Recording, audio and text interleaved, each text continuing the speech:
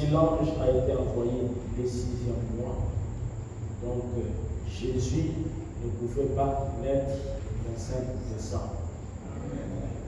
S'il naissait le 25 décembre, ce serait un bébé prématuré de 6 mois. Donc la fête du 25 décembre, ce n'est pas une fête pour la naissance de Jésus-Christ. C'est une fête païenne, c'est une fête romaine, où les Romains fêtaient tout l'anniversaire du Dieu Soleil. Le 25 décembre, c'est au moment où le Soleil atteignait les zéniths, le point le plus haut. Et comme les Romains, c'était des païens, des adorateurs de idoles, de la nature, la lune, les étoiles, toutes sortes de choses, les bois. Et lorsque le christianisme est arrivé à Rome, ils ont voulu maintenant remplacer cette fête païenne d'adoration du Dieu Soleil, et ils ont remplacé ça par Jésus-Christ. C'est pour cela que vous voyez que cette fête-là, ce n'est pas la fête où on adore, mais c'est la fête du plaisir, où il faut offrir des cadeaux, où il faut boire les vins, alors c'est vraiment une fête païenne. Mais le prophète William Branham dit ceci, pour nous qui sommes des chrétiens, dans le message de la divinité de Jésus-Christ qu'il a prêché en 1949, paragraphe 37. Nous sommes aujourd'hui dans le monde entier. On célèbre la naissance de Jésus qui maintenant n'est qu'une tradition. Jésus n'était pas né en décembre. Amen. Le 5e n'est rien, ni rien de semblable, ni le 25 décembre. Nous savons que cela est impossible. Amen.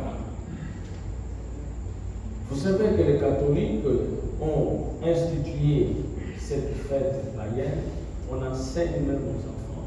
Et vous savez que même les intellectuels, les gens sont là, ils croient que Jésus est né le 25 décembre. Mais il ne pouvait pas naître le 25 décembre. Ceci est la preuve que l'Église catholique, tout ça, son enseignement n'est pas correct. Son enseignement n'est pas basé sur la Bible. Mais les gens croient en tout ça. Et le prophète ajoute ici, les collines de la Judée sont pleines de neige en ces temps-là. Comment donc cela pouvait-il en être ici? Jésus, normalement, naquit du temps de Cyrénus, ainsi de suite. Et parmi tant d'autres naissances, les premiers, vers le 1er avril, ainsi c'était au printemps. Mais ceci est un jour juste mis à part pour l'adoration en mémoire de sa venue dans le monde.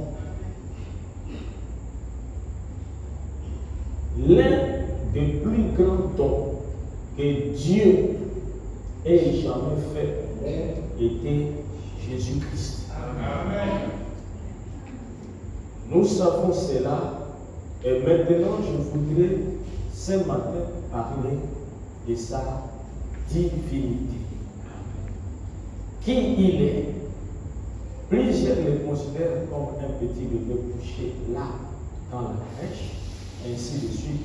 Mais cela n'était qu'une des images, juste une scène du drame pour l'amener à ce qu'il est réellement, sa divinité. Donc, sachez bien que même si les gens célèbrent cela, c'est juste un jour arrêté comme ça, et Jésus devrait naître au mois d'avril, au printemps, parce qu'il était typifié par les Écritures, par un agneau. et les agneaux naissent en avril. Amen. Mais Jésus ne devrait pas naître dans n'importe quelle vie. Voyons que c'est le plus grand don que Dieu nous a envoyé. Le prophète Michée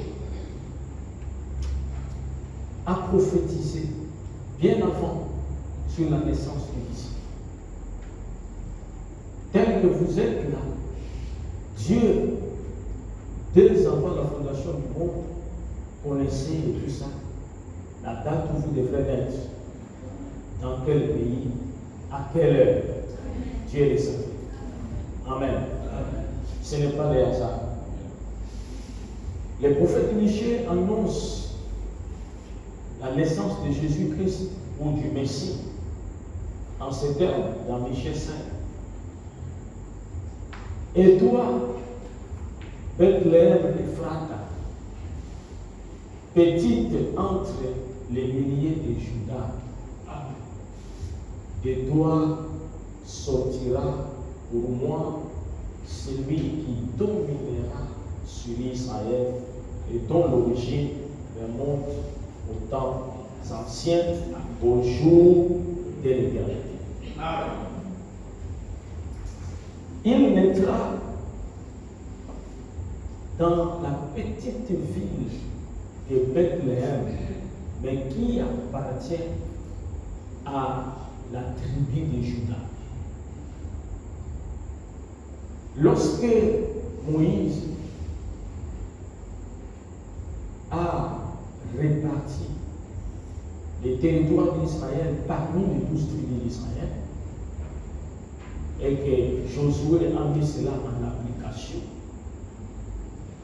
Frère dit que les mères israélites, les femmes israélites, lorsqu'elles étaient enceintes et avaient les douleurs de l'accouchement, et quand elles criaient pour donner naissance à l'enfant, et pendant les cris de douleur de l'enfant, par inspiration, elles donnaient le nom de l'enfant. Par exemple, pendant qu'elle est en train d'accoucher, pendant qu'elle pleure les douleurs de l'accouchement, elle crie Ephraïm, Ephraïm, Ephraïm. Et l'enfant qui naissait, tout ça, lui donnait le nom d'Ephraïm. Et le nom d'Ephraïm donnait la place que cet enfant va occuper dans le territoire d'Israël. C'est mystérieux. Amen. Et pareil aussi avec nous, en ce qui concerne la naissance spirituelle. Dieu a placé chaque croyant dans le corps mystique de Jésus-Christ à un endroit déterminé que personne ne doit changer. Alors, nous voyons que cette petite ville, Bethléem, faisait partie des villes que Dieu avait données à Juda. Mais parmi les villes, il y a plus de 100 villes, à peu près 115, qu'on avait données à la tribu de Juda. Mais Bethléem n'était pas cité, parce que c'était juste une petite bourgade insignifiante. C'est pour ça que quand le prophète parle, il dit même tout ça, que tu es petite. Tu n'es pas grande. Vous voyez comment Dieu agit dans la simplicité. Tu es petite parmi les villes de Judée, mais c'est de toi que sortira celui qui viendra sur Israël, dont les origines ne sont pas terrestres. Les origines remontent depuis le temps de l'éternité. Amen. Alors, Frère Branham a prêché un message qu'il a intitulé Pourquoi la petite Bethléem? Pourquoi? Pourquoi il fallait que Jésus naisse à Bethléem? Dans ce message, Frère Branham pose des questions. Il dit il y avait des grandes villes là-bas en Israël. Il a cité quelques villes. Dans le message Pourquoi la petite Bethléem, paragraphe 29. de tous les endroits qu'il y a en Palestine, alors qu'il y a tant de grandes villes tout autour, des villes bien connues, semble-t-il, d'après l'histoire, mieux fortifiées et plus importantes, des grandes villes, des villes vraiment importantes. Il dit, pourquoi Dieu choisirait-il la petite Bethléem pour lui faire naître son fils? Une question très importante. Amen. Et il dit, beaucoup sont plus importants. Par exemple, le lieu historique de Jérusalem. La ville spirituelle de Jérusalem. La cité de David. La ville de Melchisédek. Amen. Amen. Parce qu'il est roi de Salem, c'est-à-dire roi de Jérusalem. Alors, pourquoi Dieu n'a pas voulu que Jésus naisse à Jérusalem, la grande capitale, l'une des plus grandes villes de Palestine? Nous nous demandons alors pourquoi Dieu choisirait la toute petite ville de Bethléem comme lieu de naissance pour son fils. Pourquoi n'a-t-il pas choisi Jérusalem? Pourquoi choisir Bethléem, une ville insignifiante? Mais comme les Écritures l'ont déclaré, c'est que Dieu a résolu s'accomplira. Et si Dieu n'avait pas déterminé d'avance qu'il en serait ainsi, jamais il n'en aurait été ainsi. Et l'Écriture dit aussi au chapitre 15 des Actes que rien n'arrive par hasard. Vraiment, rien n'arrive par hasard. C'est pour cela toutes choses concourent au bien de ce qui est Dieu. Il n'y a pas de hasard. Nous ne sommes pas ici par l'accident de parcours. Non, monsieur. Amen. Nous sommes ici par une prédestination. Amen. Nous avons été préordonnés. Amen. Votre naissance et tout ça a été prédestiné, préordonné. Et même vos parents, une fois peut-être qu'ils ne représentent rien, pourquoi Dieu a choisi cette famille-là? Amen.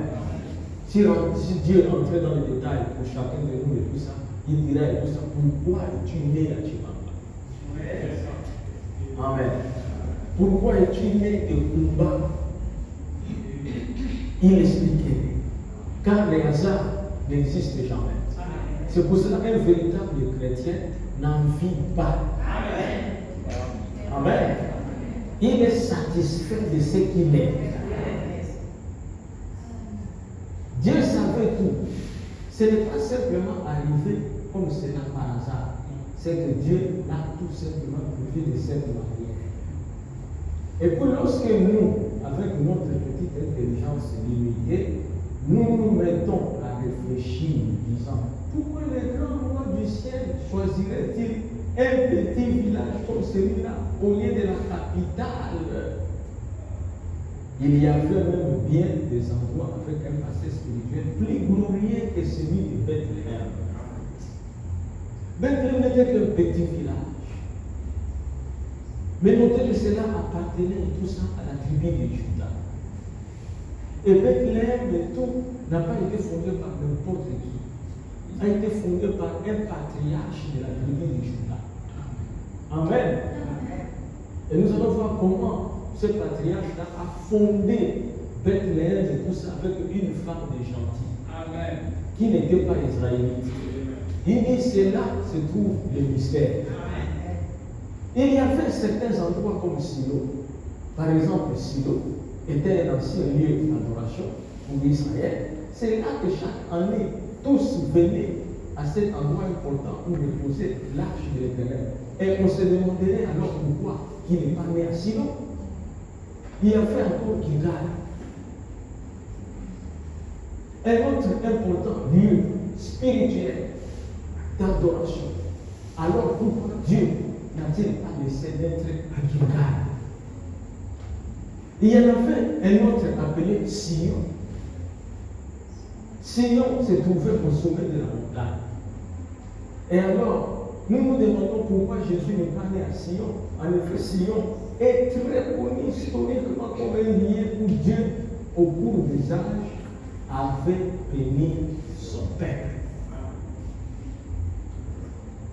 Et il semble qu'il aurait peut-être pu choisir Sion ou Gilgal ou bien une des autres grandes villes où il y avait eu des grandes bénédictions et des grands enseignements.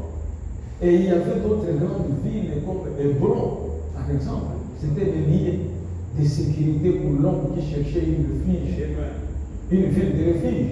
Ramoth de Galate était aussi un autre lieu de refuge où les gens pouvaient venir et ça aurait été un endroit fort, approprié comme lieu de naissance. Et peut-être que si c'était moi, après y avoir réfléchi, je l'aurais amené à Kadès. Donc c'est... N'est-ce pas? Il faut vraiment mettre un grand prédicateur. Amen.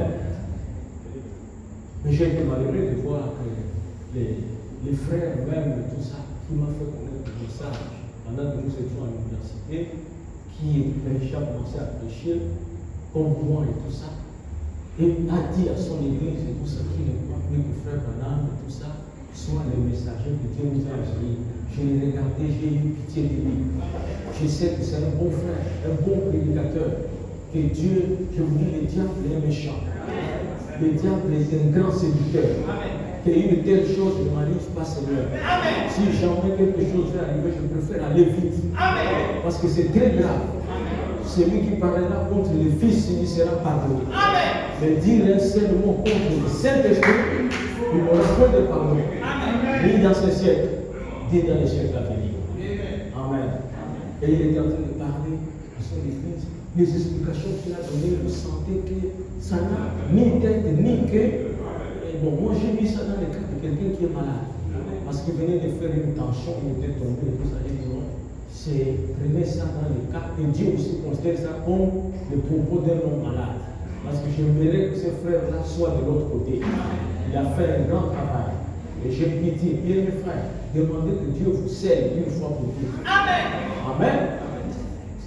Je disais aujourd'hui, si je ne crois pas en Frère Branham, bon, et quand je regarde le monde de l'église, on va croire en quoi? Les églises de l'effet, vous-même quand vous regardez, ce sont des aventures. Si les églises de l'effet sont là, vous n'allez même pas croire que Dieu existe. Parce que c'est des choses extraordinaires. Cet homme ici, il n'y a aucun doute que Dieu l'a envoyé. Amen. Je dois être franc avec vous. Depuis le départ du frère Branham, nous n'avons pas eu un prédicateur, même dans le message du frère Branham, que Dieu a utilisé avec des miracles extraordinaires comme William Branham. Amen. Vous pensez que c'est la blague de quelqu'un qui est écrasé par un véhicule. Il est resté à la vie. Comment le diable peut venir te dire que Branham et tout ça? C'est vrai que Branham n'est pas l'envoyé, mais qui est l'envoyé? C'est toi. C'est Billy Graham. Même Billy Graham a reconnu Branham. Même Tommy Osborne. Tommy Osborne dit que moi j'ai vu Jésus-Christ sous la forme humaine, appelé William Marion Branham. C'est Tommy Osborne. Oral Robert. Amen. Tout le monde a reconnu le ministère de cet homme. Ce n'était pas Branham. Jésus était dans cet homme. Amen. Et il fait la déclaration, nous allons nous tenir seulement à la Bible. Toi, tu connais la Bible. Si tu étais du temps de Paul, tu allais dire aussi comme ça. Que non, Paul est en train de venir avec des interprétations et tout. Nous allons nous en tenir à la Bible. Si tu étais du temps de Moïse et tout ça, n'en fait pas la Bible. Tu devrais te tenir en quoi? Quelqu'un qui arrive pour dire au commencement, Dieu créa le ciel et la terre. La terre était en forme de vie, de l'esprit de Dieu se mouvait au-dessus des eaux. Il s'arrête là-bas, tout ça. Dieu dit que la lumière soit et la lumière fut. Il n'y a pas de Bible, Dieu devrait vérifier où. Amen. Mais quand on a vu Dieu et tout ça agir en Moïse par des prodiges et des miracles, les gens ont compris que cet homme vient de Dieu. Amen. Que c'est l'église avec moi. Amen. Vous savez Nicodème, ce qu'il avait convaincu. Amen. Quand il est allé voir Jésus et tout ça, il disait dans Jean 3, il y a un homme d'entre les pharisiens, appelé Nicodème. Il fait de nuit pour voir Jésus. Et il me dit, Maître, que dois-je faire pour avoir la vie éternelle? Nous savons que Dieu est un docteur venu du ciel, venu de Dieu. Parce que personne ne peut faire les miracles que tu fais si Dieu n'est pas avec lui. Et non, si Nicodème a dit ça de Jésus et qu'il voyait aujourd'hui un enfant écrasé revenir, un bébé mexicain revenir à la vie, 7 camions de boîtiers, et les jambes se redressent, la création des écrivains. Nicodème aurait dit quoi? Nous savons, William Branham, que Dieu est un docteur venu de Dieu. Car personne ne peut faire le miracle que tu fais si Dieu n'est pas avec lui. Amen. Croyez ce message, défendez-les dans votre force comme dans votre faiblesse. Confessez qu'il est vrai. Amen. Que Dieu ait pitié du frère. Frère, mon ami, moi je pensais que je pouvais le faire naître à Kadès-Barnea, qui était le siège du jugement. Car là se trouvait le trône du jugement, un lieu de refuge. C'est pour ça que je vous ai prêché qu'il ne faut pas prendre un homme comme l'absolu. Amen. Les frères, là, nous étions à l'université et tout ça. Lui, il était en deuxième année, moi j'étais en première année. La première fois que j'ai écouté le message, c'était avec Pablo. Quand il parlait, ce qu'il m'avait marqué, c'est la divinité de Jésus-Christ. Et j'ai écouté le message. Mais aujourd'hui, je vois les chemins qu'il est en train de prendre et tout ça. Mais je ne peux pas dire que non, comme lui, c'est lui qui m'a amené le message et tout ça. Non, non, non, je n'ai rien à voir avec lui. Je n'ai rien à voir avec lui. Amen. Moi, il a parlé et j'ai vu, moi, quand j'ai étudié, j'ai dit non, ce n'est même pas à cause de toi. Amen. Parce que moi-même, je l'ai rencontré. Je comprends que c'est la vérité. Michel, si quelqu'un vous amène, même si c'est votre mari ou quoi que ce soit, il fait prendre un autre chemin ou votre femme, toi, prends ta position. Il est écrit que les 2 personnes qui seront dans un même lit, l'une sera prise de l'autre. Le message ici, ce n'est pas pour n'importe qui. C'est un message d'abord dur. Il est trop dur de tout ça. Ce n'est pas n'importe qui doit l'accepter et tout ça. Ce message ici est venu pour les élus. Il faut être un élu pour que tu acceptes tout ça, d'abandonner le monde. Les gens sont en train de boire le whisky. Amen. Mais vous, ça ne vous dit rien. Amen. Les gens sont en train de boire la bière. Les gens vont passer la nuit et tout ça dans des boîtes de nuit, en train de danser et tout. Mais vous, ça ne vous dit rien. Pourquoi? Le Dieu qui est en vous est le même Dieu qui était en Daniel. Quand Daniel était en Babylone, Daniel a gardé sa position. Et nous aussi, malgré que nous sommes à Babylone, parce que ça c'est Babylone, mais nous gardons notre position. Amen. Vous allez voir des fois même toute la famille et tout ça, vous êtes la seule personne qui croit le message. Mais ils vous font pression et tout ça, mais ils ne peuvent pas vous changer. Parce que c'est votre nature. Frère Roland dit que tu ne peux pas demander à l'aigle d'agir comme un poulet. Parce qu'il ne connaît pas ça. Il a une nature de l'aigle. C'est pareil avec les chrétiens. Vous pouvez nous critiquer ceci, cela, mais vous ne pouvez pas changer la nature. Nous aimons Dieu. Nous aimons ses messages. Nous aimons Jésus-Christ. Nous aimons Frère Roland. Amen. N'aurais-je amené dans cette région-là pour qu'elle nous fasse de naissance? Ou peut-être aurions-nous choisi une de ces autres villes? Amen. Prenons pourquoi il a choisi Bethléem. Premièrement, Bethléem, c'était la région qui avait l'eau la plus pure d'Israël. Amen. Et Bethléem, son nom, même signifie la maison du Père de Fille. Et Jésus lui-même, il était le Père de Fille. Et le Père de Fille, on peut garder ça et dans la maison du Père de Fille. Il devrait être à Bethléem. Amen. Et quand vous regardez tout ça, Bethléem là-bas et tout ça a été fondé par Salomon qui avait épousé Anne. Amen. Donc, là, c'est la vie d'un juif et un gentil. C'est mystérieux, non? Et c'est là où Jésus est né. Et quand il est né à Bethléem, Dieu a accompli ce que Michée a dit. Mais remarquez que quand Marie voulait accoucher, elle n'était pas à Bethléem. Vous voyez comment Dieu, lorsqu'il a prononcé quelque chose, il doit l'accomplir. Soyez-en sûrs qu'un jour, vous allez disparaître. Amen. Que vous puissiez l'accepter, que vous ne puissiez pas l'accepter, si vous êtes un élu, vous allez disparaître. Amen. Parce que ça a déjà été, amen, ça a déjà été préordonné, prédestiné. Revenons ici maintenant, parce que nous parlons de pourquoi c'était le berger. Nous avons vu pourquoi il est né à Bethléem. Maintenant, lors de sa naissance, la Bible nous dit qui avait le berger? Qui était là en train de paître les brebis? Est-ce que les bergers peuvent prendre les brebis pendant l'hiver? Non. Maintenant, il fait très froid. En Europe, mais tout ça, en France, partout là-bas, c'est l'hiver. Tu ne vois pas les bergers, tout le monde se cache.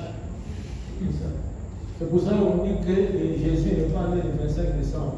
Le 25 décembre, c'est la naissance du Père Noël. Qui est un démon. Un démon. On célèbre partout et tout ça. Amen. Mais on a posé la question à Fromana. Devez-vous nous donner des cadeaux à vos enfants et tout ça? Fromana m'a dit oui. Amen.